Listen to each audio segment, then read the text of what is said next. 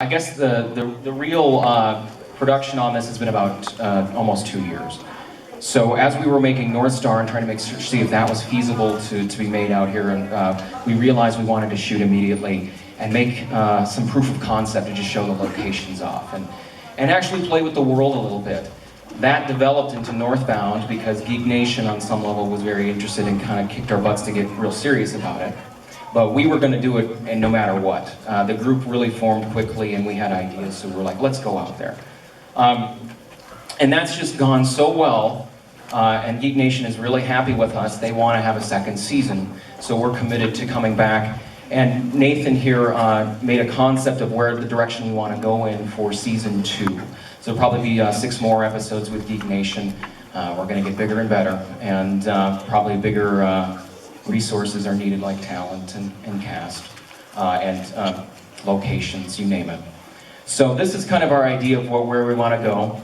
I think we're going to set in the spring. We are not gluttons for punishment. I do not think we're going to shoot in the winter again for the foreseeable future. Not yet. No, Phil. I'll get you in the winter at some point. Yeah, you know, it was only 20 below zero on that lake. You know, we only had one guy with frostbite. You know. I'm looking at you, sorry. So, I don't want to forget, Northbound and a lot of the production that we've got going in the UP has an ultimate goal, and that is Northstar. And that's a 2-hour-long feature film, which right now we're just working towards with the product that we're making right now, and we're expanding our brand. We really do think of it as the world of Northstar. It's its own kind of creative universe. And we spent so long writing it that after a while, it just kind of had a life of its own, and so many stories were suggested. So that's why Northbound happened. And we felt, you know what, under this umbrella of the Northstar world, we can start to make stuff right now and continually until we get to Northstar, which is kind of the first big benchmark goal. So we're committed for the near future to continually shoot here in the UP. And I couldn't be happier. I wouldn't want to shoot anywhere else. The place, people that are outside of the production ask us where we shoot it. They go, where? Would you shoot that in Alaska? Would you shoot that in Russia? You know, they don't really have any idea that the UP is that unique. And I gotta say, we always knew it was this beautiful. I grew up here, he grew up here. We always had these places that we would go to, and they really inspired us. They were really fertile ground for us as creative children, kids, teenagers. It wasn't until I really saw the opening shot of Northbound that I really saw the way I thought this place should look on a film. I mean, everybody, when they think of the UP, they think of Asselin in the moonlight, they maybe think of Anatomy for a Murder, but nothing like that has really been shot in the UP. So, you know, there's something we can tap into. We can really tap into the land. And we were so attached to that we wanted to make a film where the land was one of the main characters, and the people within it were a part of that. They grew out of that, for good or bad. So I guess, I don't know if anyone has any questions, but I will ask my brother Nathan, but oh, it looks like we already have one. All right. Yes, can you tell us your name? Yeah, I'm Rachel. Rachel, nice to see you tonight. Thanks. I'm wondering if the movie that we saw is going to be edited anymore. Or is it finished? Well, it's pretty much done for now. We are really committed to continue to make more stuff. We do have, like, the final episode, I could admit, is a little rough around the edges for me, and that will probably be polished before it's released online. But we're really about forward movement and going into the next thing. Is Geek Nation the television station? Well, they want to be. I think they're really trying to set themselves up as, like the Geek YouTube or something like that. I noticed in the program that a lot of the shooting was done in Norway, Iron Mountain, and Houghton, Michigan. And what we saw today, I would be interested if you could describe some of the things that were like filmed in Norway or filmed in Iron Mountain or filmed in Houghton. I would suspect the deep snow was the Houghton part, but having gone to school there, so that would be my question. Well, I can answer this. You have any? I'll answer some things, and then you can, if you have any thoughts, you want to talk. But anyway, most of what you saw, first few episodes, I would say the opening is Piers Gorge. And thank you for your question, by the way. Piers Gorge, So we shot in a junkyard in Norway in the end of the last episode there. Houghton, you know, we didn't shoot much outdoors. I'd love to, and I'd love to get our eyes on that lake and really shoot Lake Superior for Northbound, no, season 2. I mean, we're ready to go on the lake. But the only thing that we shot for Houghton was actually Michigan Tech's Great Lakes Research Center, which was in the 4th episode where he's fighting his way out of that kind of facility. And that was the Great Lakes Research Center, which I think is only about 3 or 4 years old. They opened their doors in Michigan Tech. I gotta say, they were amazing for us. They were so excited. So a lot of talent from Michigan Tech was there on that production. The other things, I think, I'm trying to think of anything that really, we shot at Stevens, I think Stevens Real Estate, one of the buildings there in downtown. And that was and we shot a lot on Nate's farm. So really around Norway, right around Piers Gorge was our playground, because we had a lot of access right away. And then the Rock Dam area. So anyway, let's go on to the next question. Do you have any tips for people who would like to make a script and or film the movie or do special effects, make a movie in general? Sure, making a film. Why don't I give it to the guys here, because they can answer a little bit more. Well, yeah. Number one, when you get into the industry, knowing people is a good thing, but you'll find that anywhere. When you're starting creatively, I mean, really focus in on what you want to do. That's key. Like, find exactly what you want to do, and then start looking to see, you know, who's doing that kind of work or who would do that. And a lot of the times they're an open book, or their career is an open book, and you can kind of see how they did it or how they started. But there's a lot of ways to do it. But keep making work. That's key. Like, create work for yourself. Create a portfolio for yourself, or you know, just do the work that you would like to see. And then a lot of times it's that work that really gets you jobs and whatnot, or gets you going, or someone wants to work with you, and then you just kind of collect people that way. Follow your passion, really. And if you're like an open book right now and you just want to go try, you know, many directions, you know, if you want to try writing, try illustration, painting, you know, the more fine arts and everything, or if you want to go on the more, you know, filmmaking route, you know, regular filmmaking, special effects, you know, it's best to partner up with somebody who has been, you know, doing it, you know, a seasoned person, you know. Sort of like go under their wing, or see if they'll take you under their wing and act as a mentor to you, and, you know, kind of bring you through the process, you know. The important thing is you have to learn the foundations for everything.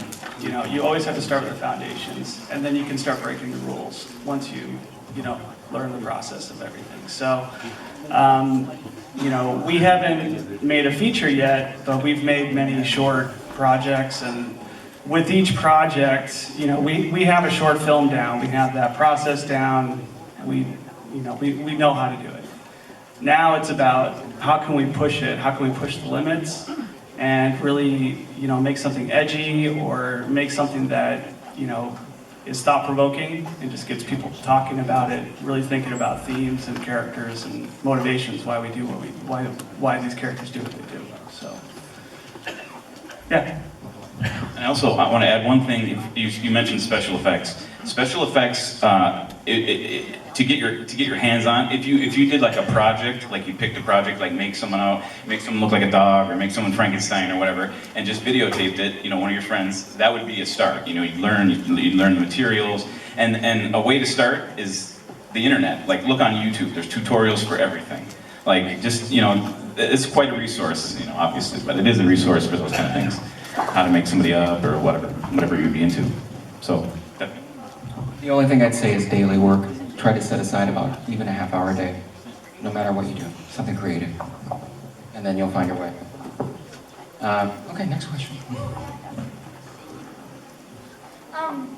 Could you give us more information about the Cataclysm, or if not, could you give us hints about things to come in season 2, like where it's heading? I don't know.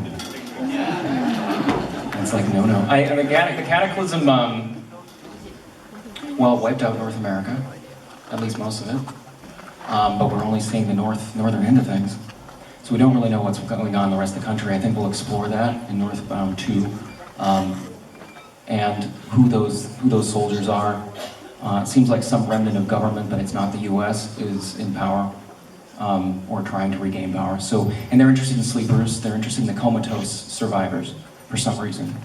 So those are seeds for Northbound 2, and why they're interested in those people like his daughter and the woman that we saw at the end. I don't know, I think I can tell you it's not a zombie apocalypse, it's not a virus, it's not atomic. It's something we feel is pretty cool. But that's, you know, a lot of that stuff is going to be built into Northbound, and Northstar is going to really blow it wide open when we finally get to that too. At this point, I am going to ask, we're going to ask our crew to come up. So this is Adam Barkle, he's one of our photographers. This is Nick Jensen, superstar. Katie Alwine, if you're out there. Dan Englund is our aerial, he's the guy that's responsible for those aerials, and we've had 2 crashes during the Northbound shootings. One of them I have on film, I saw that thing go right down, and I was like, how much is that going to be? So these are our photographers. I also like to bring up our main actor, Nate Alwine, who's playing Alex. And I would like to bring up Austin, our production guy, Austin Kelsey.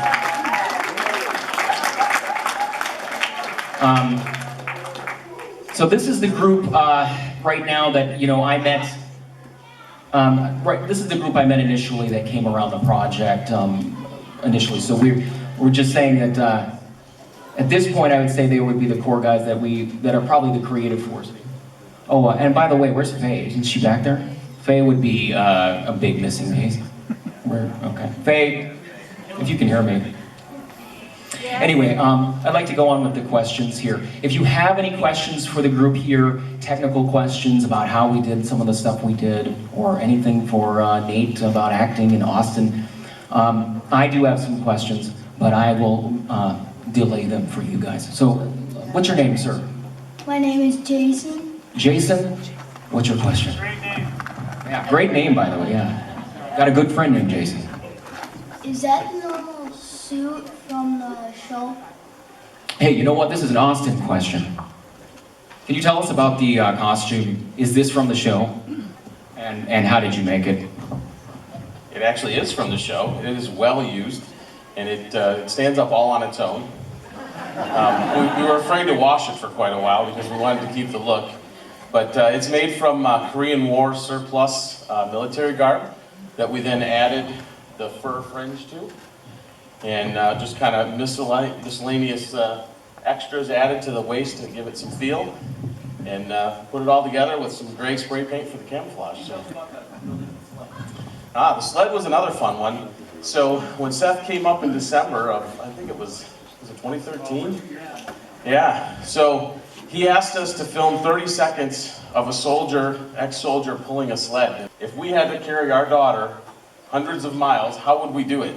And after about 3 weeks, this sled rolled out of the shop, made from all things that were laying around my garage, and my basement, and every other place I stash things. So it really just came together. It's old tarps and wood trim and cross-country skis and really just a survival sled. I remember the process of videos. You were like welding something. I was like, man, he's putting a lot of work into that. A lot of work. But hey, it's the iconic image for Northbound, and the sled will always be my favorite prop. Have you guys thought about putting this story into writing a book, or perhaps even having a graphic novel drawn of it? Well, why don't you talk about the transmedia? Yeah, so that's been from day one, really. Once we finished the script for Northstar, we knew at that point definitely that we had a property here that, you know, could live well beyond a, you know, feature film. We tried the web series, it's working, it's great. And, you know, we've had discussions about graphic novels, you know, special, like limited edition, you know, comic series.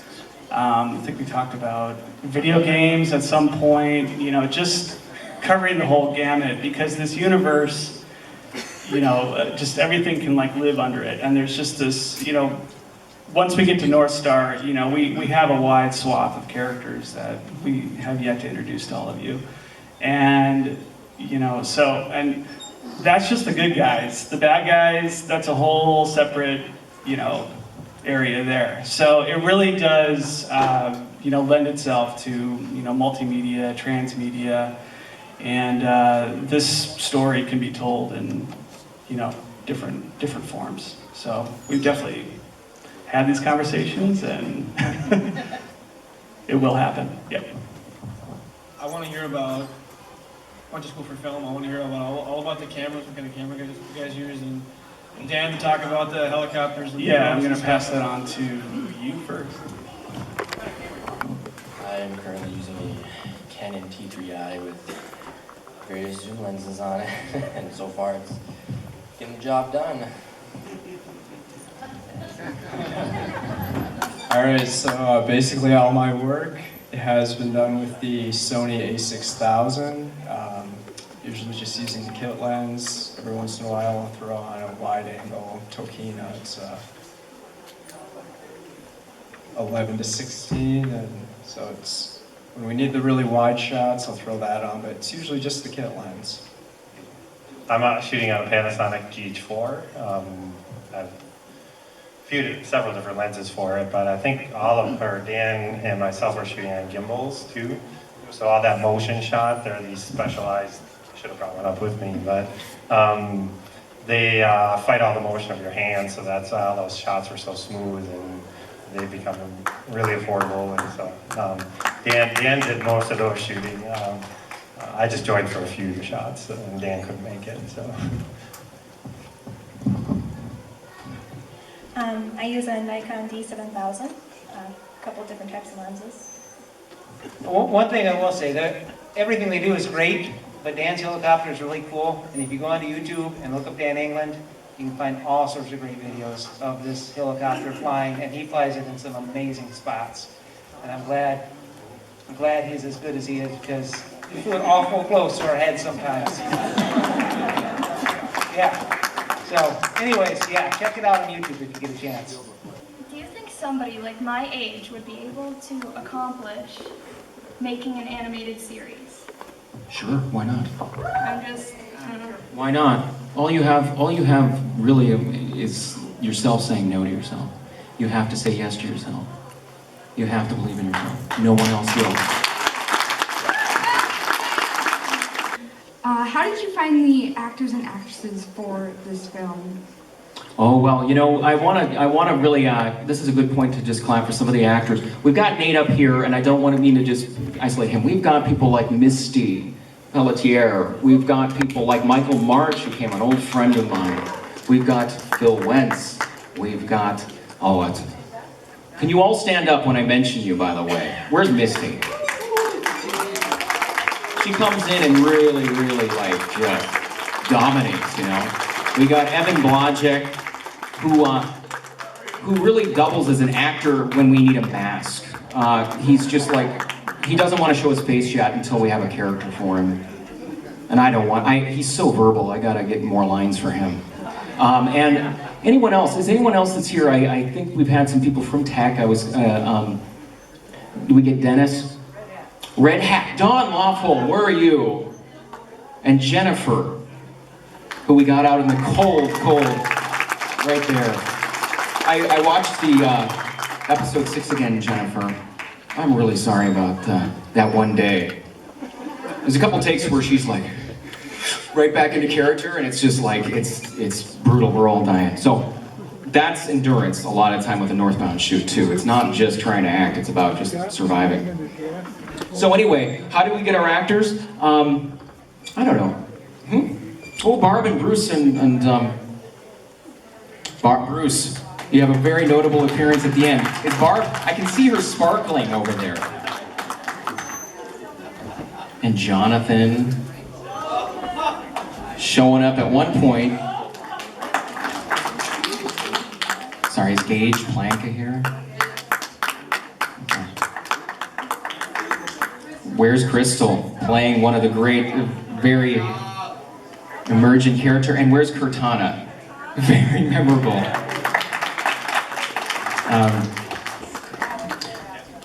So, you know, casting, we did, we knew Nate and we thought of him as a template. Alex is a very dear character for us. We got to really call out your daughters who did double duty as his the daughter. We're not going to name, it's Addie and Callie. They played the younger version and the older version. What we did was we had them as a core and we thought they were right for the roles. And then from there we did sign-up sheets at an open house a couple years ago. From that list, we got back in touch. Let's get the girls up here if you want to come up here. They're amazing. They sit there in the cold and they just have to not breathe. And that was from the sign-up sheet. So if you're interested in being a part of it, that's the a lot of the people that are in that are the product of signing up. And we got back to them. And then we auditioned. There's Addie. All right, I feel like next question. If I forgot anybody, just hit me. Did any of you guys fall into the water while you were filming? Oh, that's for Nate. I'll give that to Nate. What's your second question? My second question is, where did you get your inspiration? Oh, okay. Well, quickly, inspiration is very interested in apocalyptic stories. Real quick, the tagline is every ending is a beginning. And the thing about apocalyptic stories is they're not just this ending, this dead end. There's always the beginning of what could come next in the ending. And, you know, it could, a lot of people, apocalyptic things, they say, okay, that's it, that's the end of the world, and everybody's just gonna, you know, disintegrate. We wanted to see what would happen if you could rebuild a community instead of kind of everybody being bad and zombies killing you. And, you know, we wanted to do something that was more like, okay, well, believably up here, I really think a community would get rebuilt. They would become up independently of the government, maybe even. And I thought that was the story that you could tell here. People are good here. And so I wanted to make sure that was an element that was embedded in the story. And you know, the outside group, which, who knows who they are, you know, they don't care about the people that they're looking for, but the community does. The community takes care of each other. So that's part of the story that we're going with the Northbound saga. I want to talk about some swimming there. And you didn't fall, well, did you fall through the ice? I didn't see you, yeah. There was no unintentional falling into the water, though it felt about the same at times. So that swim across the river, I didn't have a life jacket, I had my boots on, I had 2 layers of pants on, and I had a pack I had to swim across that river with, and it was tough. What was especially tough was when I would dive into the river, my pants would get swept down around my ankles. So one arm had a pack, my legs were tied together, I had another arm to swim with. And it took several tries to try and get across there. Austin was downstream in a raft to hopefully scoop me out. A couple other times though, when we were pulling that sled and Dan would be filming with the helicopter, we didn't have the best communication sometimes. So I would just keep walking, and I keep walking and walking and walking until I couldn't hear the helicopter anymore. Then I figured it was time to turn around and go back. And one of these times, it was real deep snow, and I unclipped from the sled, and I saw what looked like an overlook, and I started walking towards it in the middle of this field, and I tripped and I fell in the snow, and I tried to stick my hands down to push up off the ground. There was no ground. And it was one of the most dumbfounding feelings I've ever had because I couldn't stand up. I had to kind of swim back to my sled through the snow. I felt like a fish. And I climbed back up on the sled. And that sled we beat the heck out of. We drug this thing all over Kingdom Come. In fact, when we filmed at Rock Dam, Jason's still here, he came out with us. We drug this thing, first you have to drive down Kearney Lake Road, and then you got to drag this thing 1.5 miles down a truck trail. And then we just got to the base of probably a 200-foot tall cliff. We had to drag it up. And it got to the point to where I'd crawl ahead a few feet and then pull the sled up with the rope and crawl a little bit further. And we didn't bring enough snowshoes that day, so we were swapping snowshoes out. And we did that all to get just probably about, it ended up to be about 10, 15 seconds worth of footage. It was totally worth it, but it was so exhausting to get there, it will be burned in my memory forever. That snow was only 3 foot deep, you know. Yeah, that was deep enough. I was wondering if it was a drone or an actual helicopter. I would call it a helicopter, but you want to technically give him what the term is that you call it? You built it yourself. It's actually your creation. So you ride in there? No, I wanted to hear I about did. the crash.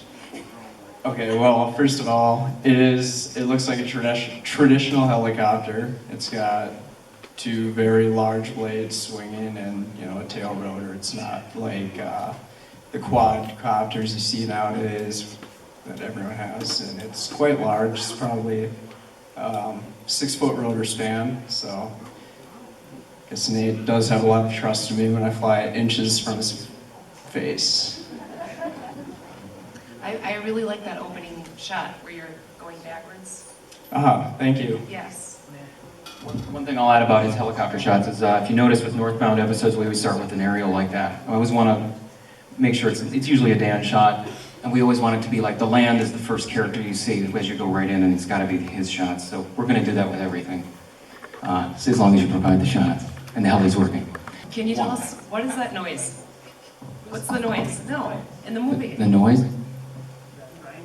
Oh, the grind, we call it. Okay.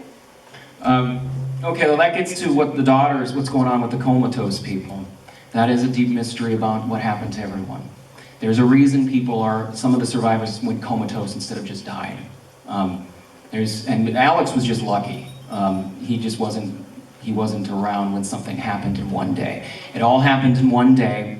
Some of the people that were exposed to whatever it was were comatose. The grind is something that we feel that there is something's going on with the comatose people. They are influencing people. And that's all I can say right now. But that will be developed in Northbound too. And that gets the deeper stuff. All right, thank you. I want to thank Nick for making this possible in this space. It's been repurposed for theater, which is awesome. I mean, you got to come out every time. They've got something for theatrical productions. It hasn't really had a movie for a while. And as we were planning this, we were trying to figure out if it was feasible. He comes out and says, "Oh, I've got a screen, it'll look great." And he's just absolutely positive. I got sound equipment, it'll sound great. And I think we really made it work, and we brought it back to some of its old movie glory. And so I gotta thank you, Nick. You've come out every time. And you're just the best. The guys here, the photographers, we are gonna finish it. We're gonna announce the blind raffles shortly. Adam, Dan, Nick, Katie, you've made it look great. And every time I see a shot come back, it's like opening a Christmas present. So I want to thank you. We're humbled. You've made it look like we imagined. Austin, my brother's artwork is there. You found a way, in some way, shape, or form, to make it happen in reality. And I think you've also added your own touches to things. And I think your creative interface with my brother's artwork, I think, it realized Northstar for the first time. And then here's some more here too. And then, Nate, you are right now for our big character, Alex, with your daughters. We deeply cared about. We lived with those characters for almost 3 years, and to see them realized by a person that we thought had the heart, and also had daughters who were exactly what we were thinking, different age ranges, and to see you come out there for us every time, in deep hours, horrible hours. Off hours. All of these people, everybody, we're doing this on our own, we're doing it on weekends, we're doing it on off hours, we're just making it work. So, you humble us. And then Faye, none of this would have happened without you. Love you, Faye! And I want you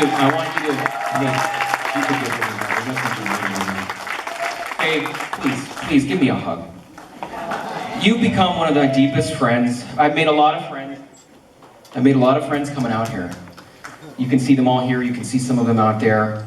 Part of making Northstar and Northbound has been us re-embracing our hometown and seeing what it's like after we left and meeting new people. But I would say one of the people that really helped us make it feasible to shoot a film in the UP has been Faye. She's opened doors for us continually. So she is really the filmmaker that really made it happen. And I want you to consider yourself a filmmaker if you want to be. I'll give you the credit you want, but you're more than anything. You're just a great friend right now, and for us. And I was only the point person. Everyone here. Everyone else, bring the rain. Was a supporter. You gave me all the support,